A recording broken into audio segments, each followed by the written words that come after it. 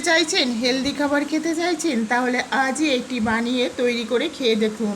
একদম ঘরে থাকা সামান্য উপকরণ দিয়ে রোজকার যে চাল আমরা খাই সেই চাল, ছোলার ডাল আর বাদাম রাতভর ভিজিয়ে রাখতে হবে। ভেজানোর পর তারপর বাদাম থেকে খোসাটা ছাড়িয়ে চাল, ডাল আর বাদাম মিক্সিতে পেস্ট করে নিতে হবে।